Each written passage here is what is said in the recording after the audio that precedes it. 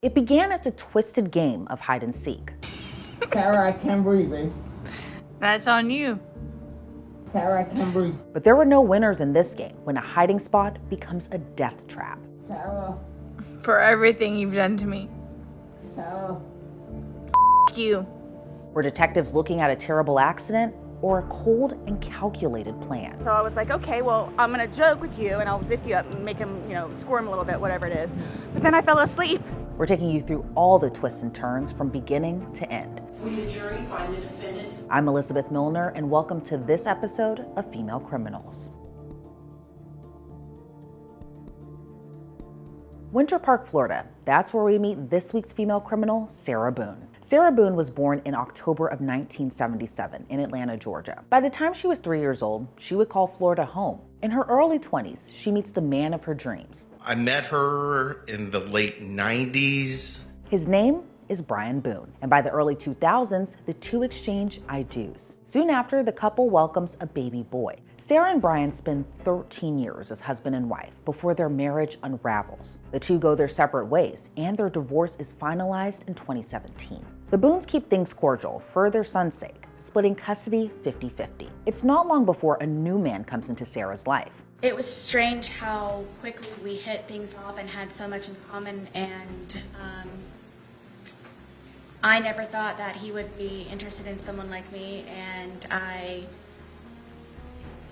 just couldn't believe that he was actually interested in me and said a lot of nice things, and 1 hour ended up being 4 hours from when we had first met, and then we would always have something to talk about. The man who captures Sarah's attention is Jorge Torres Jr. Sarah and George's relationship appears solid, moving in together after a few months. Soon, they both would discover living under the same roof isn't all sunshine and rainbows. They argue constantly, and when the fights turn physical, police often have to intervene. By late February of 2020, Sarah and George's shared apartment would become the scene of a horrific crime. It starts over a childhood game. On February 24th of 2020, Sarah and George decide to have a night in. They're drinking wine, working on a puzzle, painting. As the night goes on, they decide to play a game of hide and seek. Sarah hides upstairs in the shower, but George never comes to find her. When she goes back downstairs to see what's going on, she sees that George found a hiding spot of his own, inside a suitcase. Sarah thinks this is hilarious, so she gets out her phone and starts recording him.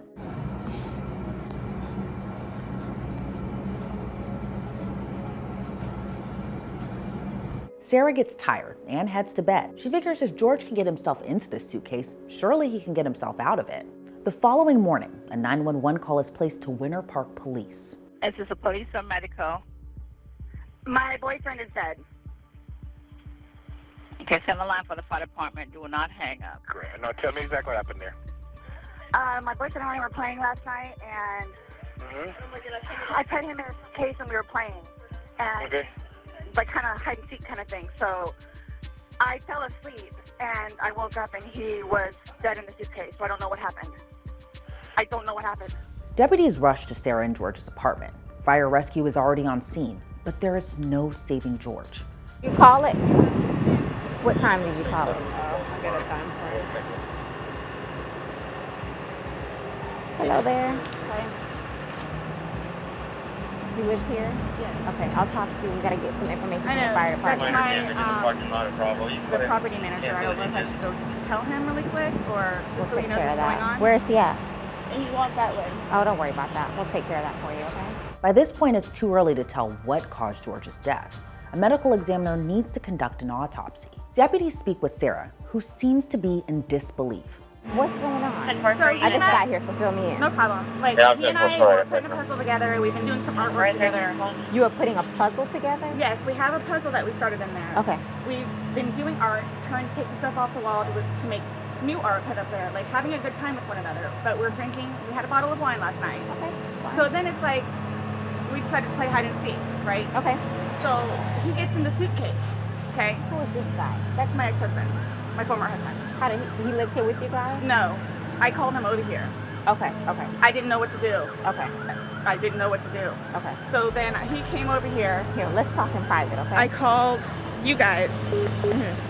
I tried giving him CPR. The problem is I fell asleep. I fell asleep. When did you do CPR? This morning, when I found him. Before you called? Yes! It's 1 o'clock right now. I tried. I was awake, but I actually got out of the bed at like 12:30ish, whatever. So I came downstairs, and I was like, oh, he's in the suitcase still. And that's when I found him, and I took him out, and I tried doing CPR, and then I called him, and then I called you guys. Did he get here before the fire department got here? Who? Your husband or Yes. your ex-husband? Yes. Okay. Where does he live at? Right down the street. Okay. So you were playing and who zipped him up in? I did, but then I fell asleep. Okay.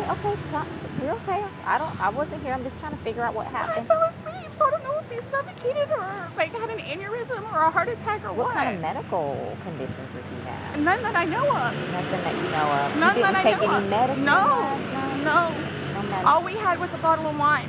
Literally, just a bottle of wine. Okay. Doing puzzle artwork. Then we decided to play hide and seek.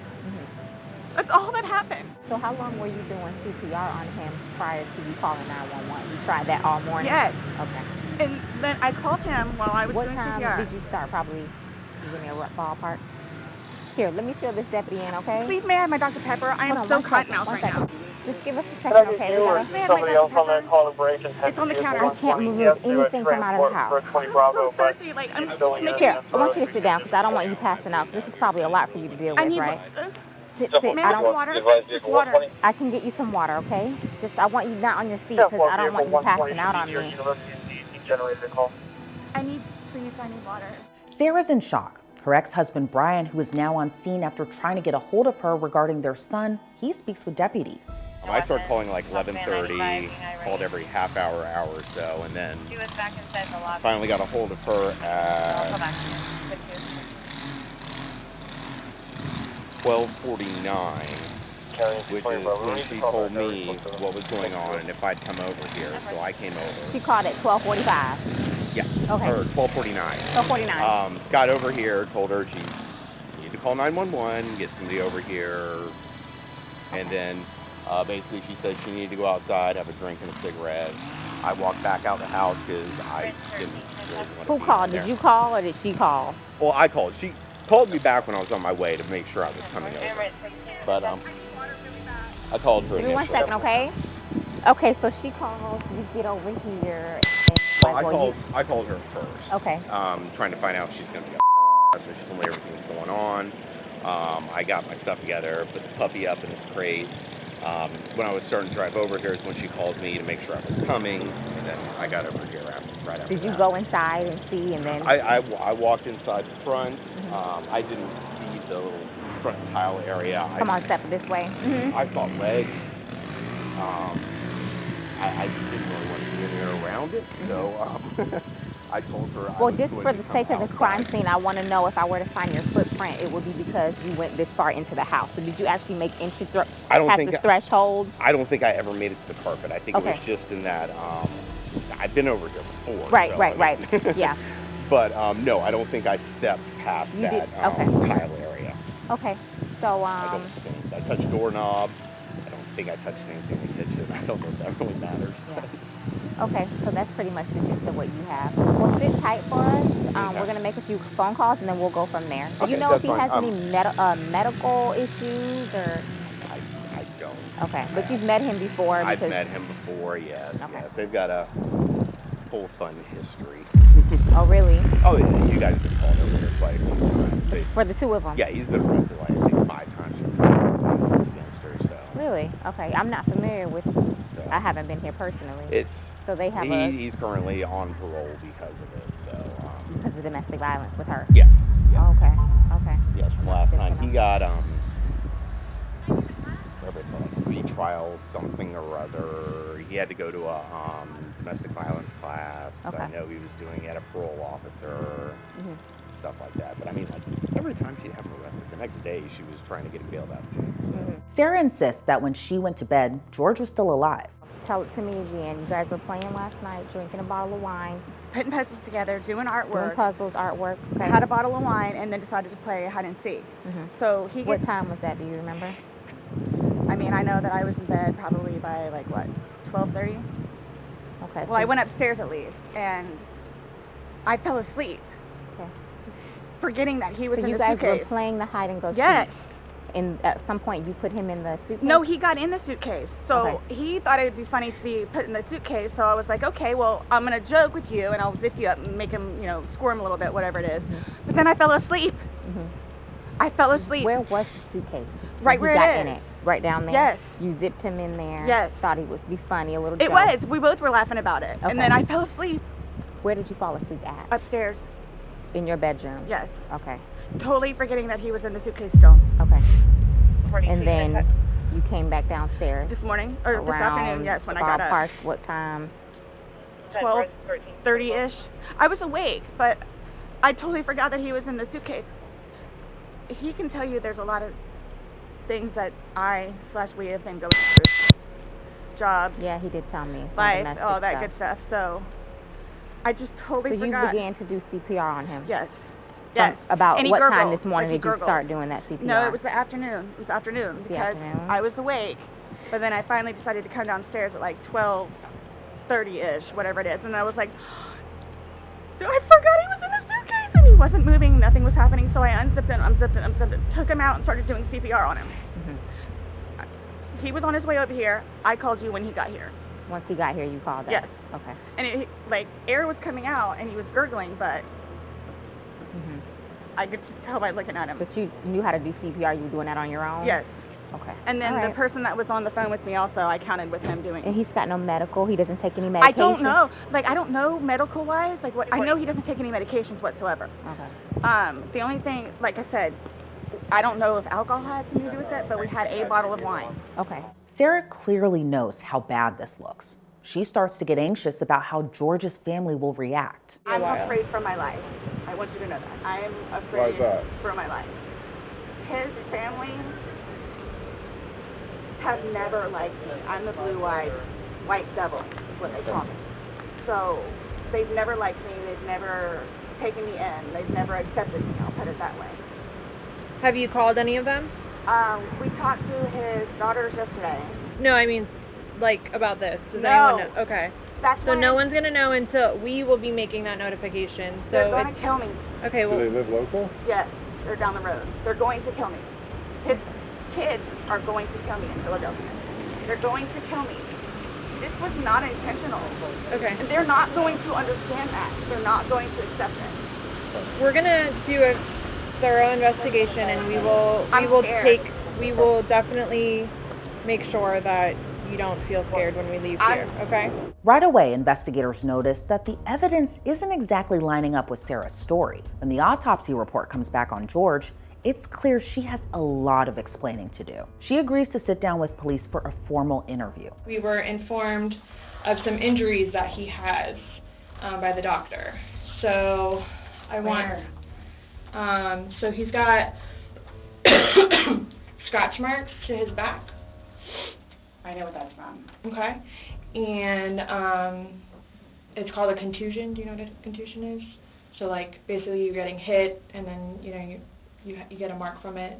You'll get bruising. Someone hit you or something like that. It's called a contusion. So he had some injuries to his left shoulder. He had a cut near his lip. We could see his mouth was a little I haven't laid swollen. a hand on him. Okay. Also too, he fell off my son's bike. Okay. So I don't know, and he's notorious for running into the wall or the hall tree. Okay. So Okay. What about the scratches? Because there's also sex. Yes. Okay. Because there's also a scratch on the back of his neck, kind of going, but it's going straight across. I have no idea what that's from.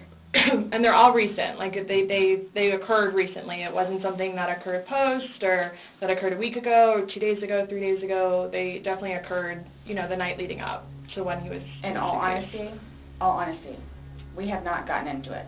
Okay. That's why, the only thing I thought you guys were going to ask me about, which I was going to be honest with you anyway, are the scratch marks on his back. Mhm. Everything else, I have no idea what it is.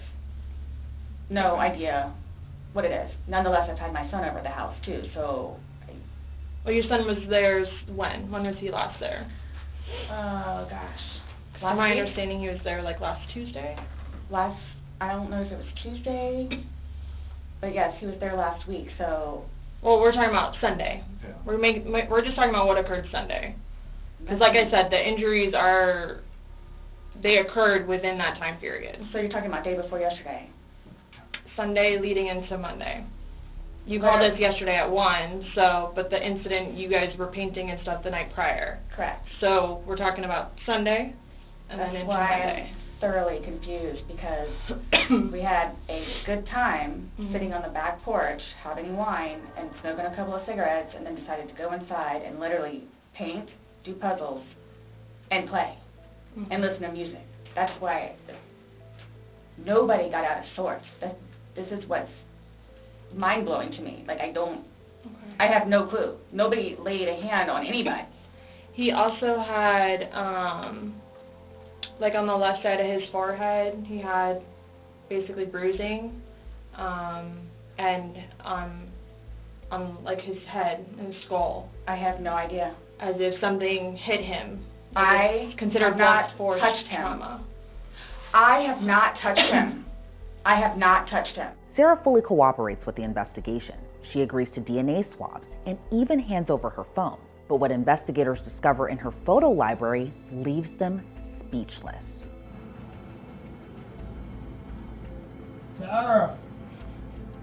Sarah didn't take just one video of George fully zipped inside the suitcase. Detectives find 2 different recordings.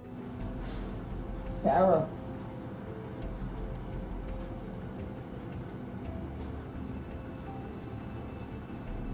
For everything you've done to me. Sarah. For everything you've done to me. Sarah. F you. Sarah. F you. George begs to be released. Sarah taunts him, and then his speech becomes faint. Sarah. Stupid.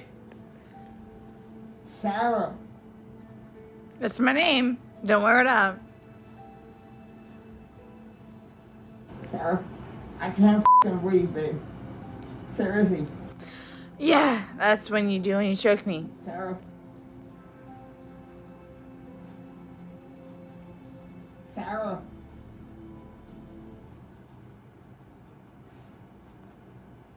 Sarah.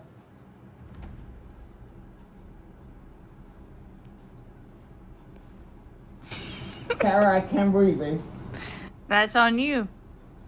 Sarah, I can't breathe. It's on you. Sarah.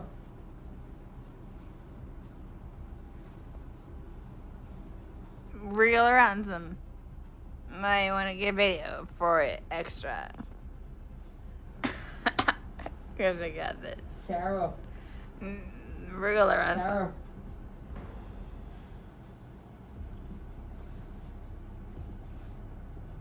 Sarah, I can't breathe, babe. Oh. That's what I feel like when you jingle me. Sarah. You. Breathe, Sarah. Yeah. When confronted with the evidence, it seems Sarah knows how bad this looks. My intention is not for this to happen.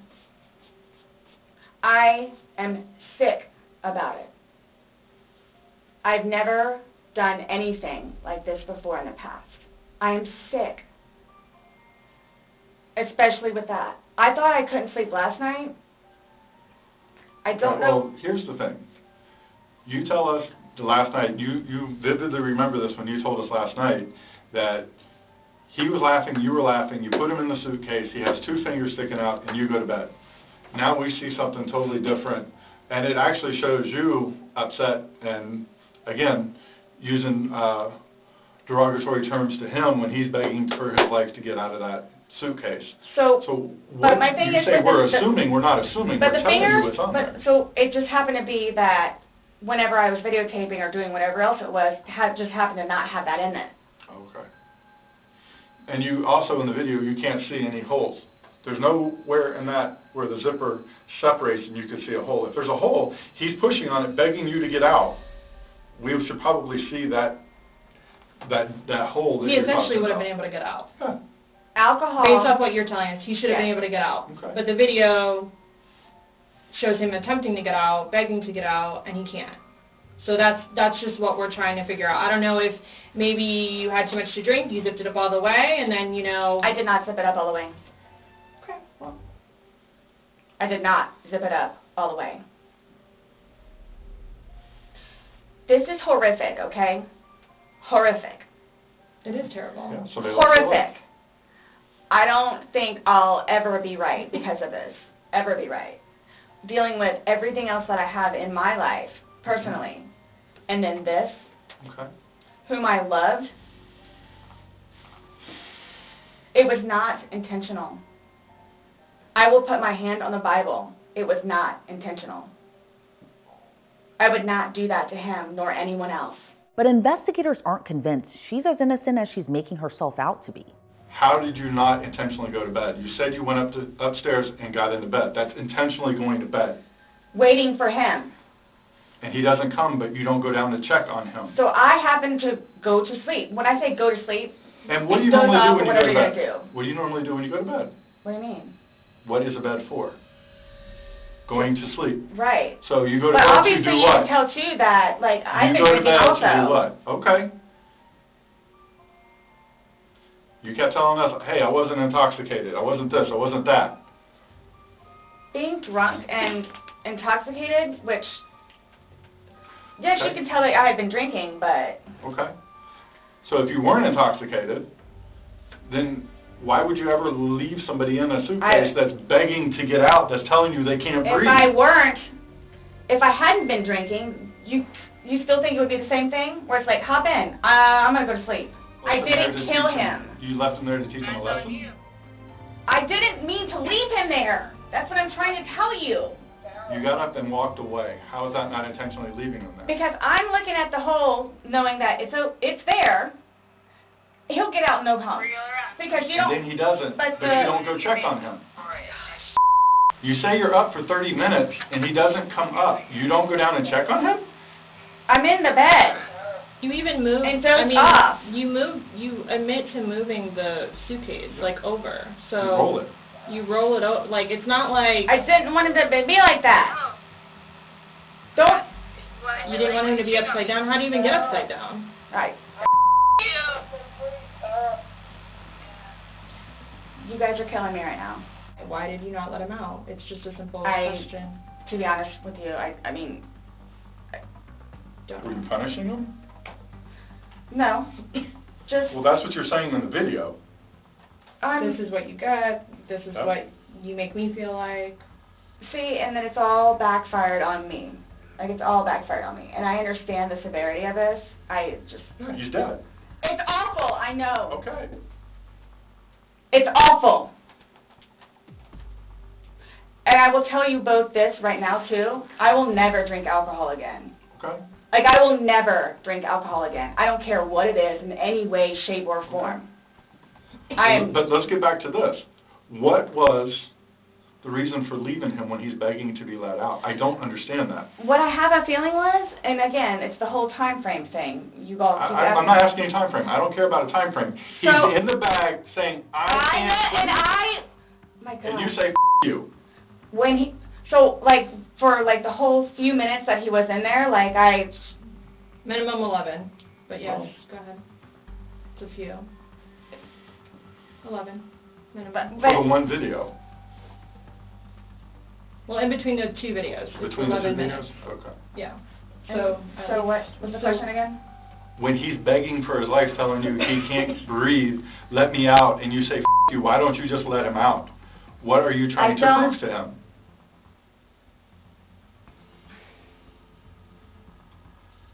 There was obviously something in your head that you were thinking of when he was asking to be let out, and you're like, Again, it's the boy calling wolf.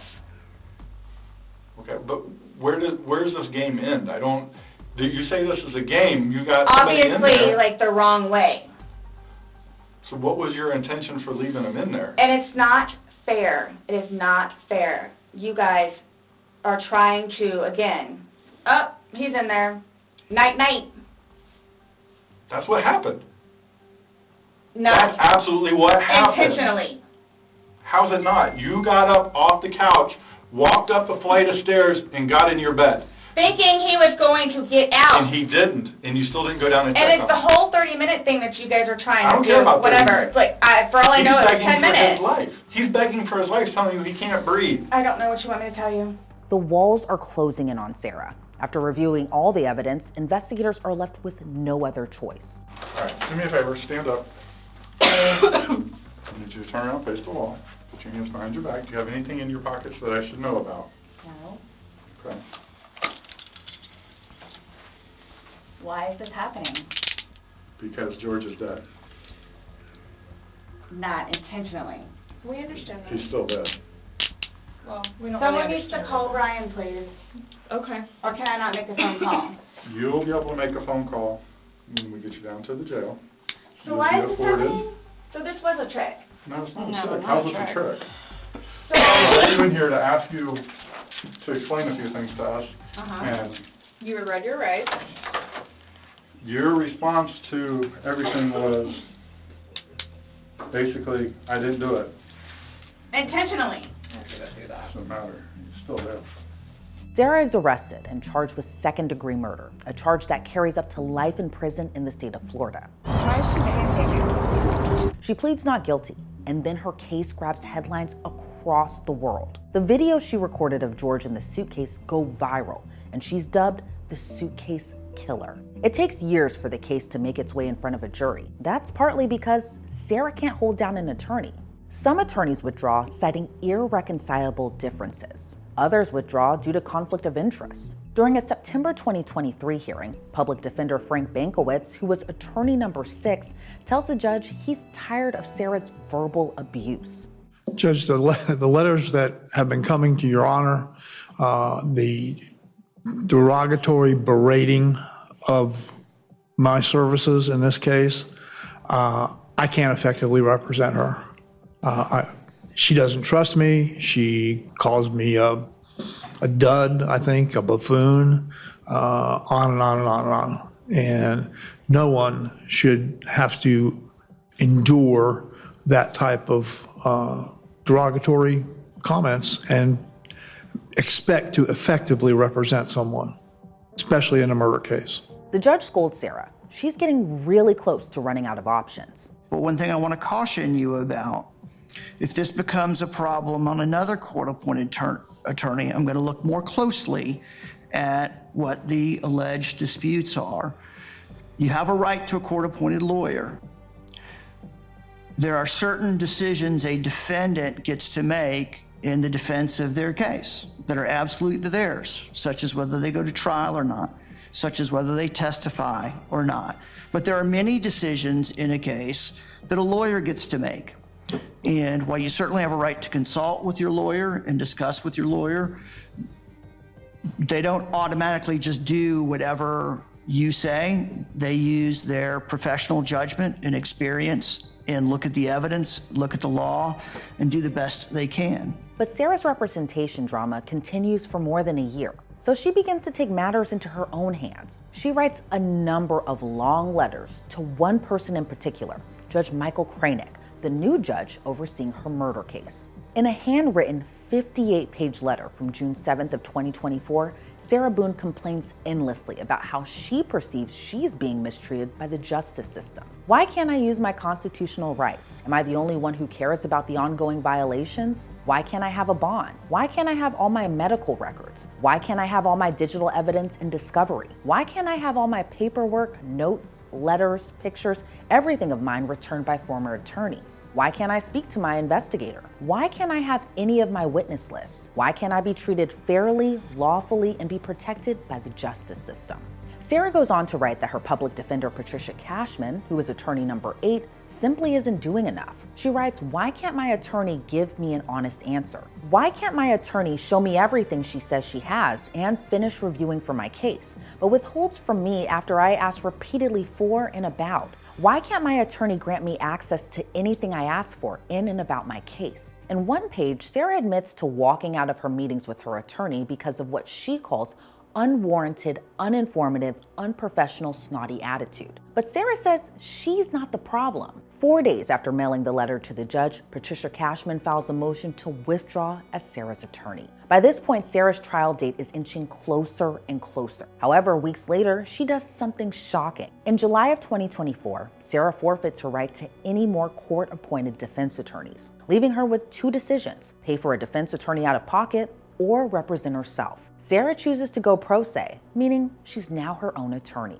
Having to represent yourself in trial is no easy task, especially when you're not a licensed attorney. So in an effort to look for yet another lawyer, Sarah writes a help wanted ad. The ad reads, "Inmate seeks attorney, looking for a prosperous challenge? Ready for your close-up on national television? Are you zealous with the side of keen? Show the world who you are with your original creativity, extraordinary expertise, confident ingenuity." And of course, Sarah does have a list of qualities she wants in her attorney, like being trustworthy, honest, passion-driven, open-minded, exceptional, problem-solving skills, client inclusion at all times, team orientation, collaboration, extreme efficiency in listening, communicating, understanding, dedication to success, possessing a winning mindset, maintaining faith in the client and case with ability to think differently, overcome all circumstances. She ends the ad by referring to the opportunity as, quote, epic, before writing, quote, invest in the oppressed, believe. Her ad goes unanswered, but the clock is still ticking. Her trial is nearing. And in August of 2024, she files a defense motion, again on behalf of herself, urging the judge to dismiss her case. Sarah claims her constitutional right to a speedy trial has been violated. In her motion, she writes, quote, "The state of Florida has not met the requirements or proven good cause of delays. Ineffective," which I think she meant to say ineffective, "substandard state-provided attorneys should have made this request long ago, proving this as a fact," end quote. The judge denies her motion to dismiss. She does score some wins, though. I believe that it is unfair that you, number one, want me to represent myself, and then number two, you would like for me to represent myself while being handcuffed, to be able to progressively and actively participate properly in the same as others with just simply being able to write notes. At some point, I'm sure I will be bringing things with me to court that I need to reach for, to open, to pass normal functions in a body as a whole, with the same equal level as anyone in the courtroom would have in order for myself to be able to do the same and function fairly and appropriately. I don't know if this is legal advice or not, but in a trial, are you able to tell me, are defendants shackled? Or is this something that I don't even need to worry about because they're not even shackled? Typically, ma'am, the defendants have leg shackles that, as Deputy Lowton identified, they're wrapped so that they're muffled, so that they don't jingle jangle or bring any noise attention. And the privacy panels located in front of defense counsel's table would prohibit the jury from seeing those. Their hands are free, but the legs are in restraints.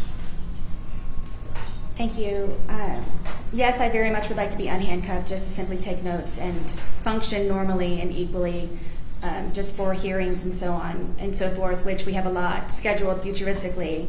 And then when trial comes about, either way with trial and or hearings, the stun cuff, I am readily awaiting for that to be an option and to apply as soon as possible. Whatever it is and however it is that I need to, just to at least just have these removed. Soon after, Sarah receives news someone is up to the task of representing her, Florida defense attorney James Owens. The problem is, he has very little time to prepare. The judge denies the defense's motion for continuance. Her murder trial is now just a few weeks away. During a September 2024 hearing, Sarah's attorney lays out all the cards. This will be the public's first glimpse of the defense's trial strategy, battered spouse syndrome. They prosecuted the victim in this case, Jorge Torres, at least 3 times. I think there's more like 4 or 5 times. But they opened up a file. They prosecuted him here in this county for battery and violating the conditions of bond relating to staying away from Sarah Boone, but battery on Sarah Boone. They, if anybody, was well aware that there was a potential problem with the habitual nature in which Mr. Torres beat on my client. In addition, my client expressed in the interrogation, which I know the court hasn't seen, please look at the videotape, please look at my phone, please look at the videotape, please look at the photographs. I need my phone to show you. He comes at me. It was ignored. They've had all this evidence. They knew all the prior abuse that Sarah Boone suffered at the hands of Mr. Torres. I did the best I could, Judge. I filed it. I felt like I had to have an expert. I explained in general terms that she was psychologically and physically abused by Mr. Torres repeatedly over a period of time that led to this event. The prosecution objects to this theory. However, the judge allows the defense to argue it at trial. By October of 2024, time's up. More than 4 years after George's death, jury selection begins for Sarah's high-profile murder case. The pool dwindles down to 8 women and 6 men. Out of those, only 6 will determine Sarah Boone's fate. Opening statements kick off in a packed Florida courtroom. There's a conversation between Mr. Torres' brother, and again, nobody knows who's using these phones at the time text messages are sent in these records that you're going to see. But it's indicated that there's a communication between one of the decedent's brothers and the owner of the phone that was taken that belongs to Ms. Boone. The text from the brother is, "Yo, my daughter told me what you did, Sarah. I don't want you around any of my daughters or nieces and nephews." And that's Christmas 2019, just under 2 months before this event. She replies, or the person using her device at this time, "Ugh, your quote-unquote dad hit me in the face." Next text is, "Hide and seek, I shall." They were together over 3 years, and there were several prior incidences of violence. We've got the photographs. There were incidences where police were called who took photographs. So you're going to be able to see the evidence. And we believe the court will instruct you at the end when you're considering self-defense, which we call justifiable use of non-deadly force or justifiable use of deadly force, that you can consider the prior acts, the history of violence, the prior difficulties that the parties had.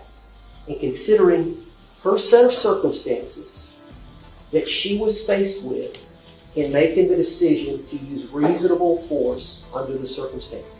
Like in all criminal cases, the prosecution has the burden of proof. And in this particular case, they need to prove intent. Did Sarah intentionally leave George in the suitcase? The prosecution's first few witnesses established Sarah and George's relationship. George's brother Juan testifies about their final conversation. What was she yelling about? Something about choking or how he choked her. I really don't. That was it. About how long was this conversation that you had? Maybe 10 minutes, I think it was. How did the conversation end? Because she was yelling in the background, so that was it. Did she sound upset? She sounded upset. Did you talk to your brother after that conversation? No, that was the last conversation I had. Neighbors like Vincent Battaglia revealed to the jury George and Sarah's fighting was constant, but there is one moment that stands out to him. Did Sarah Boone ever approach you about the things that you heard coming from their apartment? Yes. And do you remember how much before the date when the police called that this occurred? A few months, probably 4 to 5 months before that. So 4 or 5 months before February of 2020. Yeah. And when she approached you on this late evening / early morning on that day. What did she tell you? Pretty much just kind of like, if I do hear anything, like through the walls or whatever, just out back, just kind of keep my mouth shut, like don't really speak about it or anything like that or say anything to anyone. And I just was like, okay. Did she make any motions with her hands? Yeah, like just kind of like, you know, finger over the lips, like kind of shh, like keep it hush, like that kind of thing. Do you recall the evening of February 23rd, 2020?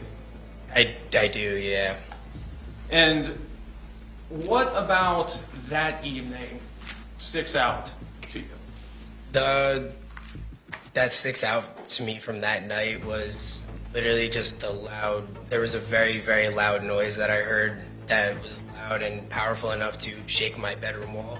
And I remember that because I was sitting on my bed on FaceTime with my girlfriend at the time, and I literally felt the wall shake and it stopped me mid-conversation. And she even asked me through the computer, like, what was that? And I was like, I have no idea. Did you hear any yelling coming from their apartment on that night? Before that, yeah, like it was just arguing kind of stuff. What was the last thing you heard? The last thing I heard was like the loud noise and just a little bit of shuffling, and that was kind of it. It just kind of went silent after that. A key witness for the prosecution happens to be someone very close to Sarah, her ex-husband, Brian Boone. And when you actually got in touch with her, what did she tell you on the phone?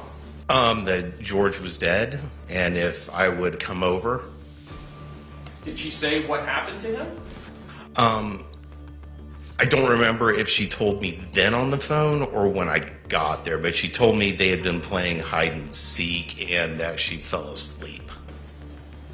What did you advise her to do? I told her she needed to call 911 and that I would come over as soon as I could. And this is on your first phone call here at approximately 12:30 yes. on 2/24/22. Yes. Did she call you again while you were en route to her residence? She did. She called to find out if I was still going to be coming over.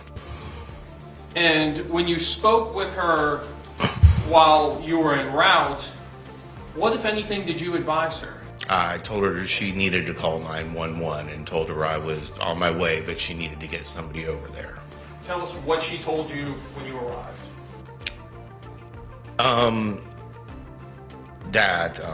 George was dead, and I don't remember if she told me now or before that they had been playing hide and seek and she fell asleep, but I at that time told her again she needed to get 911 called to get somebody over there. Had she called 911 at this point? No, she had not. So you've advised her now 3 times to call 911? Yes. By day 3 of trial, the case is now in the defense's hands. It's a moment everyone is waiting for. Will Sarah take the stand in her own defense? State has rested. The defense is going to put on a case. Defense, Mr. Owens, you can call your first witness. The defense would call Sarah Boone. A soft-spoken Sarah details every aspect of her life, from childhood to meeting Brian and later George. Did you love George? To this day. Why did you love him? George was very passionate. George was a very real person. George was nice to me on the good days. George complimented me. George and I were 2 bodies with 1 soul, he and I would always say. I don't believe that I've ever had a connection with anyone like I have with George. Now we know the defense's theory is self-defense. According to Sarah's testimony, there were several instances of physical violence. Did George cause these injuries? Yes. All right. Were y'all both drinking at that time? I don't remember on this instance. Judge, I'd like to move this exhibit into evidence. Okay. What was pre-marked as P will be received into evidence without objection is Defense Exhibit 2. Ms. Boone, is that you? Yes. Are those injuries to your arm? Yes. Were they caused by Jorge Torres? Yes. And during the same incident, is this you? Yes. Is that an injury or bruise to your rib cage area Yes. and your arm? Yes.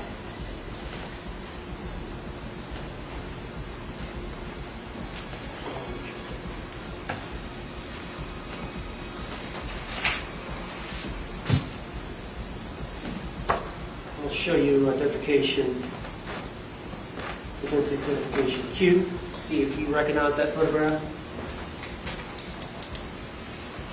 Yes. Is that your thigh? Yes.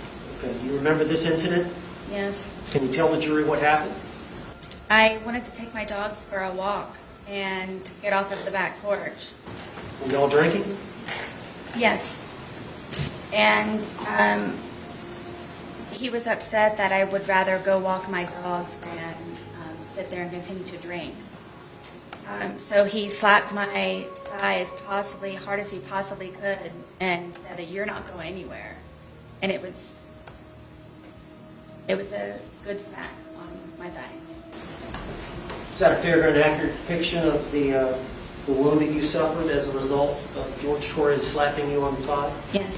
When she's questioned about the night of February 23rd, 2020, she tells a different story than she told years prior. This time, she admits she zipped him up into the suitcase. Tell us what happened. I zipped him up. We thought it was funny, and we're joking about how he was, I guess, small enough to fit inside of the suitcase. All right, so what happened then? From there, it was just, we were laughing about it, and it was just strange that he was small enough to fit in there, and then I kind of moved it around a little bit with him in the suitcase still. It was still funny that he was still in the suitcase. Just, I think he and I were just kind of couldn't believe that he could fit in the suitcase. Did you eventually close the top? Yes, the top was already closed. As he was settling himself in there, that's how I knew he was in there, was because the top was kind of flopping a little bit. Okay. So he had gotten in there to hide, and he pulled the top. Yes. On top of it. But you could tell he was in there. Yes. You saw him right away. Yes. All right. So at some point, did you zip him up? Yes. Did you? And what was he saying or doing when you were zipping him up? We just thought it was funny. Were you both laughing? Mm-hmm. Yes. And so you zipped him up. Were y'all still laughing once you zipped him up? Yes. Okay. Tell the jury what happened then. From there, I moved the suitcase around a couple of times, just kind of on the wheels, and moved it around. And at that point, it was funny. We were joking and laughing about it. So after you did that, what did you do? That's when I went over and decided to videotape to just see the jest in it, for him to understand that right now I feel safe, and right now I have the ability to actually speak to you in a manner that normally I would not have the ability to do. And you were intoxicated. Yes. And you would agree that you said some things you should not have. Yes. But you realized he could not get out and get at you. Is that fair? At that moment, yes. So it goes on for about 10 minutes. Yes. You heard it here today, did you not? Yes. You heard his voice as he was speaking from the suitcase. Yes. That was his voice on the video and audio. Yes. And you heard your voice on the video and audio. Yes. That was your voice. Yes. All those things said by the man were said by George in that 2-minute video. Correct. All the words said by the female were said by you in that 2-minute video. Correct. So between the 2-minute video and the 22-second video is an 11-minute period. Would you tell the jury what happened? We continued to, I guess, speak to one another, and his tone changed, and I knew the tone, and we ended up, I guess, arguing back and forth with one another, and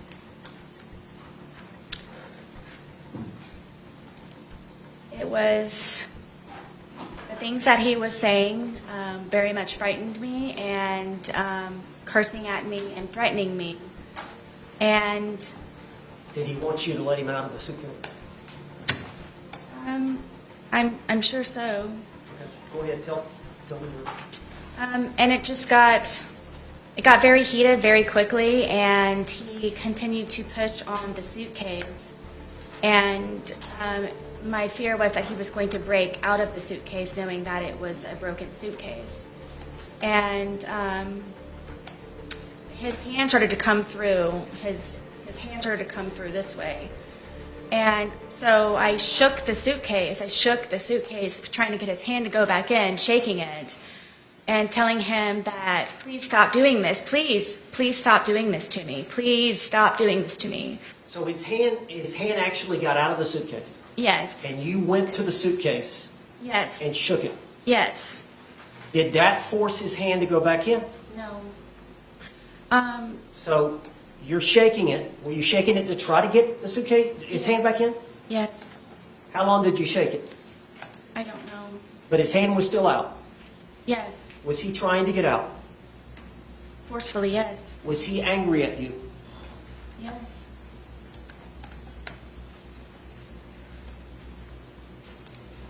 Were you in fear? Always. If he would have gotten out of the suitcase, what would he have done to you? Like he used to tell me, he probably would have made me unrecognizable, or I would have lost my life. A lot of lawyers advise their clients not to take the stand because they'll be subjected to tense cross-examination. In a dramatic courtroom moment, the prosecution brings out a crucial piece of evidence, the very suitcase at the center of this entire case. Show us. Are you talking about how I zipped it, or? When you're done zipping Like a it hole. shut and he's inside of it, where are the zipper components?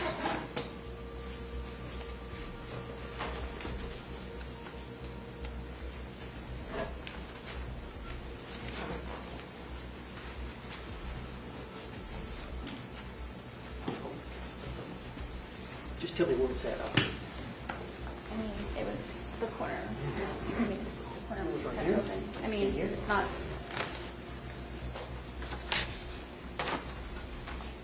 Yes, this one was already pretty much. Yes. From what I can remember. That's how he was coming with his hand out. It was like this from the corner part. Okay. Thank you. You can return to your seat.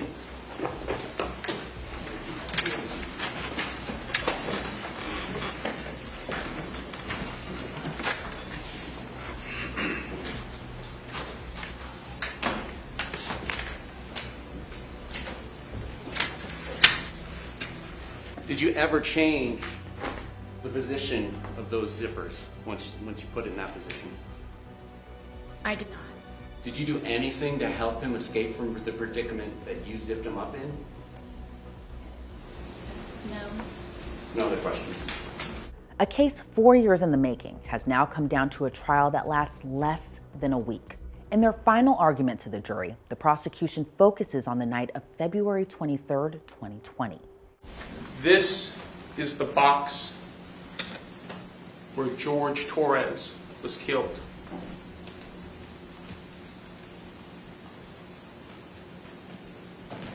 It's a small box, 28 by 20 by 8 7/8 inches. Jorge Torres was zipped up in this box. Jorge Torres took his last panicked breaths in this box. The medical examiner explained to us that with each breath Jorge Torres took in, there was less oxygen in this box. The defense, though, focuses on the entirety of George and Sarah's 3-year relationship. Jorge Torres had a history of violence against Sarah, and as a result, Sarah Boone's actions were the result of fear conditioned by abuse she endured over time. The cumulative effects of long-term abuse, as we saw her behavior on the 2-minute Suitcase video, is a trauma response. Sarah Boone acted out of a sense of preservation. While tragic, it was not driven by malice, but a mind ravaged by abuse. And I'm going to ask you to try to understand. Try to understand. Sarah Boone being emotionally and psychologically broken. These actions may have been misguided attempts at survival, but not murder. Imminent danger, her response reacted to that belief. It's somebody suffering from the long-term psychological effects of domestic violence. The question now becomes, who does the jury believe? In less than 90 minutes, the jurors return with their verdict. We, the jury, find the defendant guilty of murder in the second degree as charged in the information. For Jorge Torres' family, the jury's verdict signals the closing of a painful chapter. But it's not over yet. A month after her conviction, the defense files a motion for a new trial, citing several concerns: prosecutorial misconduct, improper expert testimony, and denial of a court-appointed counsel. The judge denies the motion. Now Sarah will have to return to the courtroom one last time to face sentencing and George's family. For years, George's family has had to hear about the so-called Suitcase killer. They say the case has always been about Sarah and never the victim. George's mom, Blanca, speaks through tears, remembering her son for who he was, a father, uncle, and brother. I just want to tell Sarah Boone that I don't hate her for what she did. And I always remember that evening when that lady came into my door and she knocked at the door. And she asked for my name. I said, I tell her my name. And then she said, "Can I come in?" I said, "Okay, yes." And she told me to sit down. I never think that was going to be my son. And then she said my son was dead.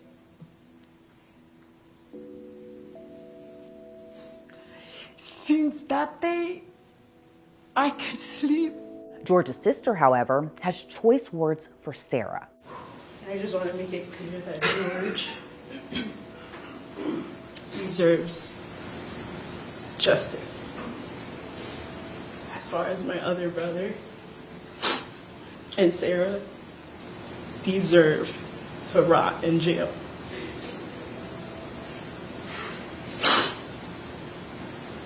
Sarah has caused a lifetime of pain, a lifetime of horrible images, a lifetime of hearing my brother George plead for his life.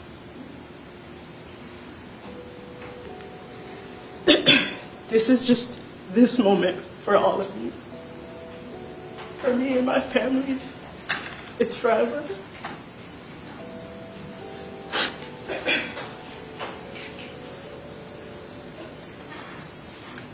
Such a simple thing as using a suitcase is so triggering. I try not to close it all the way and leave at 2 or 3 inches for the zipper. And it might sound crazy, but it just helps me. She really has flipped my family's life upside down. And I just hope that we can truly get justice for my brother. At sentencing, the defense brings forward Sarah's friends and even her cellmate to describe the woman they say she truly is, deeply flawed and wounded, but not a murderer. She helps everybody. She's always, I don't know, spirit. She helped me a lot, and she would come to me. She talked to me all the time and pick me up when I was down, or if I didn't know something. She's good. I don't know. She was a good person to me. She just, mistakes happen. She always helped. She always helped people. She was always helping everybody in the dorm. She, even like her artwork, she did art. Anybody need any help or needed anything, they'd come to her and she'd help them. And even if they, did wrong to her, she would still go back and help them and praise with them and pray over them and everything. The moment Sarah had learned the depth of my struggles health-wise, she straight up offered strenuously to donate a kidney to me. I got to tell you this. I hope she's not mad for me showing this, but she had no hesitation, no concern over personal risk or personal gain. I want to convey to this, out and around the world, that is merely offering is a good and heroic act. I've had many friends. I've not had one outside of my brother who has offered me a kidney. That is huge. Sarah is allowed a final opportunity to speak before the judge reveals her fate, and she uses every minute of it. Kintu Sukuroi is a kind of Japanese ceramic style which means to repair with gold. In this tradition, when a ceramic piece breaks, an artisan will fuse the pieces back together again using liquid gold or gold dust lacquer. So rather than being covered up, the breaks become more obvious and a brilliant new piece of art emerges from the brokenness. It embraces flaws, weakness, and imperfections, and also teaches the essence of resilience. Every crack in a ceramic piece is a part of its history, and each piece becomes more beautiful because it has been broken. This is the wisdom of Kintu Sukuroi. In my wisdom, and with all of my repairs, then, now, and ongoing, God is, has been, and will always be my artisan. All of my gold is forgiveness. This has held me together, made me shine brighter, and overcome the damage caused by Jorge Torres, the Torres family, the justice system, Orange County Corrections Department, social media, scoundrel detectives, infamy, defamation, ongoing constitutional rights violations, second-degree murder, forced into being pro se. Just as gold is very precious, forgiveness is invaluable. My gold begins with Jorge Torres, and every time he slapped me, kicked, punched, spit on, raped, stabbed, choked, laughed at, pushed, pulled, dragged, whipped, tripped, stole from, lied, terrorized, threatened, humiliated, forced, degraded, made me cry. Every time he tried to end me, defeat, or destroy. I forgive George for beating me senseless, for trying to sleep because I had to go to work or my son's field trip the next day, for ruining my deceased family's heirlooms, traditions, and keepsakes, my son's furniture, destroying the television we watched together, for wrecking our townhome by breaking windows, punching holes in the walls and doors, ramming his entire body into glass doors, kicking in my front and back door over and over and over, for breaking or removing the locks from all of the doors and sometimes the knobs altogether, so I had nowhere to feel safe, including the sacred space of my son's room where he beat me bloody on his bed. For terrorizing and threatening my blind and deaf dogs by leaving the gate open I built to keep them safe, telling me he hoped I'd find their bloated dead body in the pond or scrape their remains off of the pavement, for kicking them off of the bed and throwing across the room because they were trying to protect me. I forgive George for lying, for him trying in so many ways, so many times, to end me with his terrifying love. I also forgive the Torres family, his mother and father foremost, also his 2 ex-wives and daughters, all for knowing who George was capable of and has done in the past, his history of violence and where he learned it, then to keep turning a blind eye when I would ask for help. All of his siblings, including Farrell Torres, who is now on his way to prison for stabbing the mother of their baby in the side of her head. For everyone who knew what George was doing to me, sometimes how and when, but allowed and enabled. I forgive them for caring too late. I hope they all ask themselves while quiet and comfortable in bed at night the uneasy question, what could I have done to stop this from happening to both of them? And after all the time Sarah tried to, by asking for help, from all of us and so many times. In my soft-spoken conclusion, I ask this. Would I be the darling mother, celebrated woman of the year, if it were I who died? How many daughters, mothers, sisters, aunts, grandmothers, nieces, and friends have been because they did? I am a survivor. Learn to do good, seek justice, rebuke oppressors, defend the fatherless, plead for the widow. Isaiah 1:17. All-encompassing, protect the abused. Sarah speaks for 20 minutes straight, and her final words in court are directed toward George's family. I don't know what else it is that I can say and convey to the Torres family how this happened. The ifs and whys and how really don't matter. It happened, and I'm sorry. Words cannot describe. And I hope that everyone can forgive me, the Torres family most of all, and his daughters, because I know what he meant to them. And I don't think that anybody ever understood what he meant to me and I to him. It's now time for Sarah to learn her fate. The court has had the opportunity to review the evidence and testimony that was presented at trial, the victim impact statements presented here today, the statements of character witnesses, both orally and in writing, Dr. Harper's report and testimony, the defendant's testimony, pre-sentencing investigation, the arguments of the state and the arguments of the defense. The court pronounces sentence as follows. Ms. Boone, the court sentences you to life in the Department of Corrections. In true Sarah Boone fashion, it's not the last time we hear from her. A week after her sentencing, Sarah writes another letter to the judge, professing her innocence. She declares, "I am not a murderer, I am a survivor." In the 28-page letter, she diagnoses the judge with, quote, black rope disease. She writes, quote, "Your ignorant mind was already made up. I forgive you." Now, as she faces an infinite stay behind bars, she's putting everything into the only card she has left to play, an appeal. She won't be doing it alongside her trial attorney, James Owens. And what feels like deja vu, he has since withdrawn from representing her. Sarah goes through a couple more appellate attorneys in the months after. In a November 2025 handwritten motion, Sarah asked the court to include her in all information regarding her appeal. Sarah Boone is currently serving her life sentence in the Lowell Correctional Institution in Ocala, Florida. As of this recording, her appeal process is still ongoing. Thanks for joining us on this episode of Female Criminals. I'm Elizabeth Millner, and we'll see you back here next time with another case.